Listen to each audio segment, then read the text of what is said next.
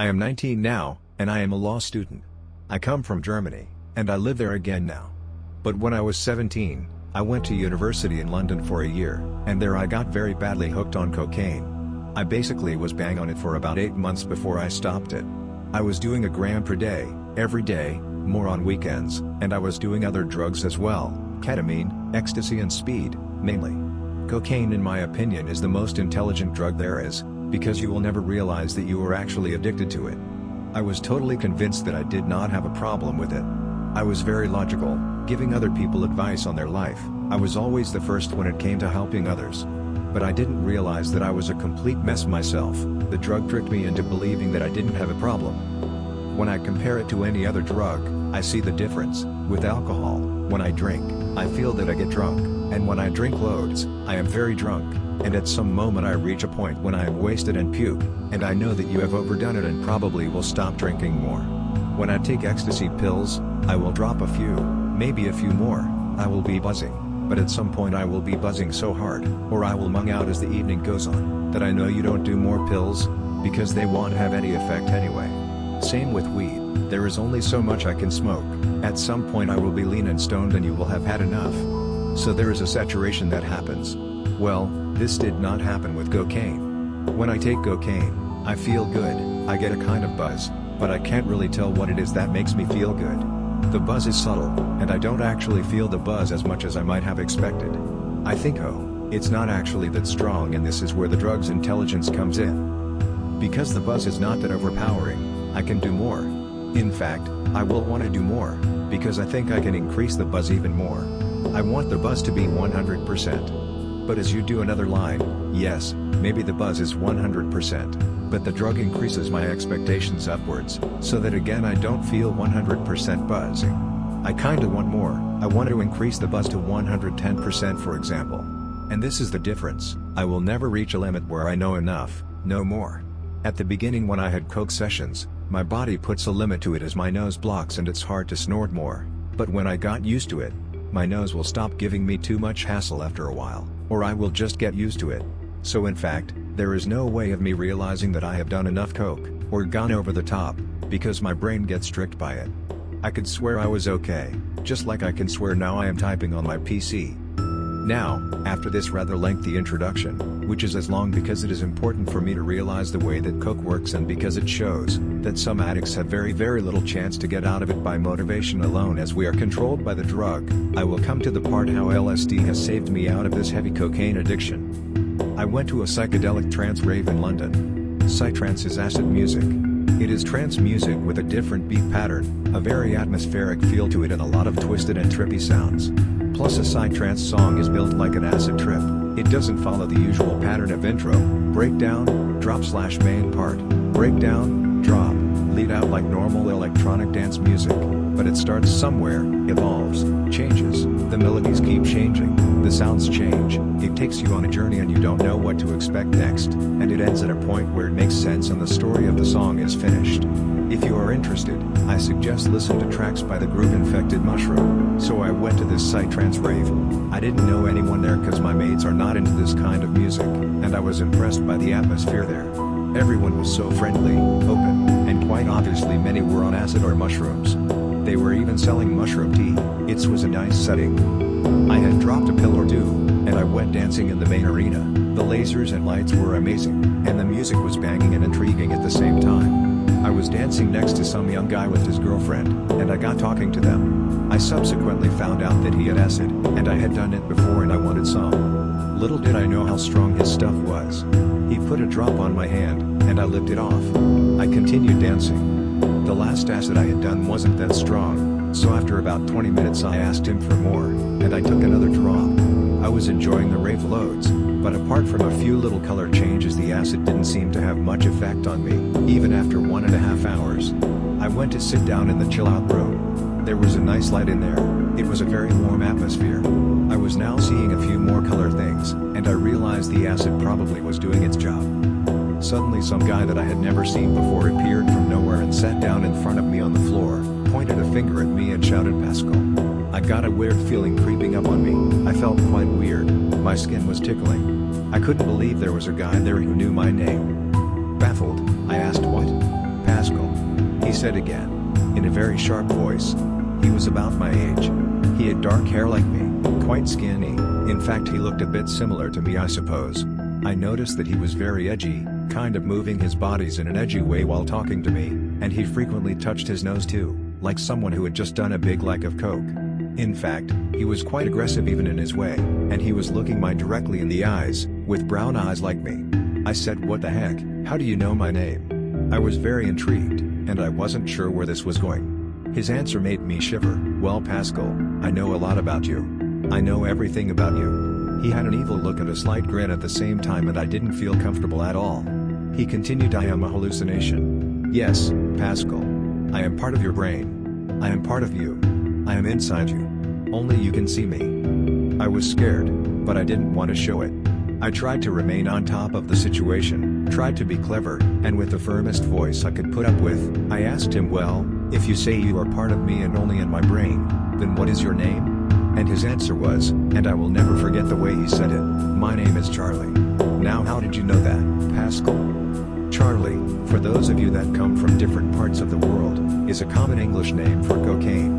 I was staring at him. I couldn't say anything else. My whole body felt weird and buzzing, and I felt so weak at the same time, and scared. And then he said something which was incredible.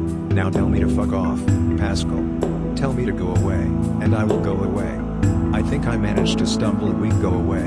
He grinned at me in an evil way, got up, and left through the door as quickly as he had come. I sat back down, and it hit me instantly, that I had a problem with cocaine, that cocaine was in my brain and was controlling my life. I kept thinking that and panicked even more. I realized that I was not in control and something was happening with me that I could not control. I couldn't take it anymore, and I knew I had to get out of this room. I looked up and around me, and it was all weird. I couldn't hear any music, the light seemed kind of pale, it was bright, but dark at the same time, and I could not see any faces. It seemed like people were looking the other way.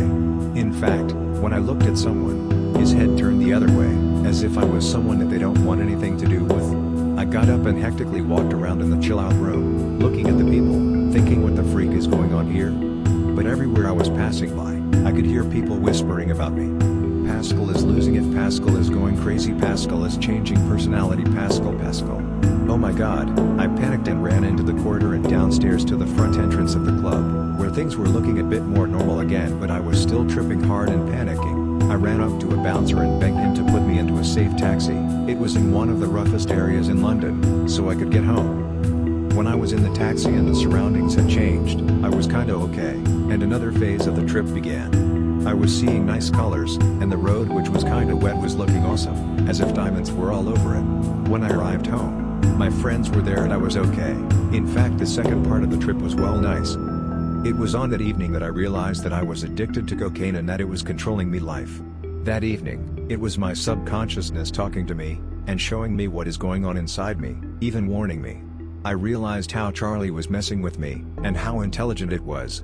And it was a big experience to me admitting that something had managed to control my life like that, and for the very first time in my life, I had to actually admit defeat to something. It was cocaine, Pascal 1:0. Realizing that was the first and most important step to stop taking it, and I owe that to LSD. It opened my eyes. I did not stop taking coke instantly, but whenever I did a line after that, I knew that I was fueling Charlie. I did, however, make the decision to move back to Germany, out of the druggy surroundings that I was living with in London, clubs, friends and dealers. I did move back to Germany about a month later, and I stopped taking coke. I am so glad that LSD helped me with that. Quite ironic actually that one drug helps you come off another, lol. I know I have talked a lot about cocaine, and little about LSD in this post, but it is the essence of my encounter. However, there is something about this that I want to say, and about the way I see LSD. My LSD trip was amazing, because there's something very philosophical to it. I take a drop of liquid, and when I do it, I am still in reality. Let's just leave the term like that, I don't want to go too far. The trip actually starts the very second that I take the drop, but I don't feel it. It can vary how fast I start feeling it, usually after half an hour till 2 hours after I dropped it. So I am still in reality, everything is normal. I feel normal, I see things normal. But slowly, very slowly I enter another world. I see small shadows where there aren't supposed to be any, I see small movements where there shouldn't be any, and as the trip goes on and I look around myself, I will find that there is nothing that really stands still. Everything seems to be active, be it subtle color changes, shadows, anything. A plain white wall will appear like there is liquid on it or something. It's really hard to describe. But, as all these things came about very smoothly, I don't realize the transition from normal to trippy. I forget I am on acid, and now this is my reality. And then, suddenly, I will see something which does not fit into the image. Something happens which you know cannot be true. Like when I met Charlie. My rational thinking tells me this is not possible, this is not true. But in fact it is possible, because you see it. He was there, I could see him, I could hear him talk, he was 100% credible. And this, at that moment, redefines your standards of reality and possible. I know that this cannot happen, but yet it has happened. And as I believe what you see, I increase my horizon and I accept what I see as part of my reality.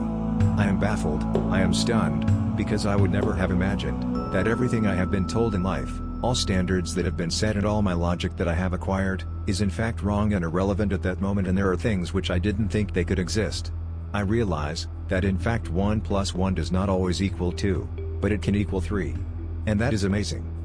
When I see a hallucination like that, which doesn't fit into my thinking pattern, it is really important that I accept it, and that I face what I see. I get the chance to deal with it kinda thing. Sometimes, like in my case, it will be an inner self, something subconsciousness, talking to me. It might scare me, but it is important that I accept what I see and that I am open to see more, not trying to be on top of things and to control the trip, because I can't. I can play with it when I am more experienced, yes. I can challenge my hallucinations, but only to see where it's going, and not to be stronger than them, cause if I do, it can go horribly wrong, just like it nearly did. LSD to me is a very rational drug. That means that anything I see makes sense. This is where the credibility of its hallucinations is based on. And if I see something which seems to threaten me, I need to be strong. I must have a strong personality and I need to step back and say, hey, how is this actually threatening me? It's there, it's real, yes. But it can't hurt me. I always hear the advice that people give: you have to remember that it's not real and that it's only the drug. I find that it's a stupid advice, because at that moment it is real, and at that moment I am on the drug, and even if I realize it's the drug that is doing it, it's still there and I am still confronted with it. So the best way to trip, is to be open for what is coming to me and to be prepared for something amazing. Let go of the ego, and let the drug take me on a journey, on a trip.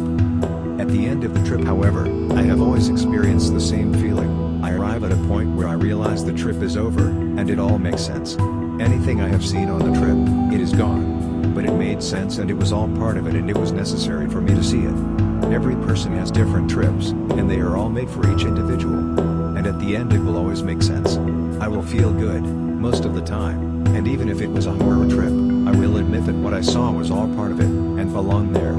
It is like a trip that made on holidays. I leave my home or whatever, I travel somewhere, I see things, meet people, do things, it moves on. And when you arrive back at home, it is like you have been round in a circle. I arrive where I started and it all worked out.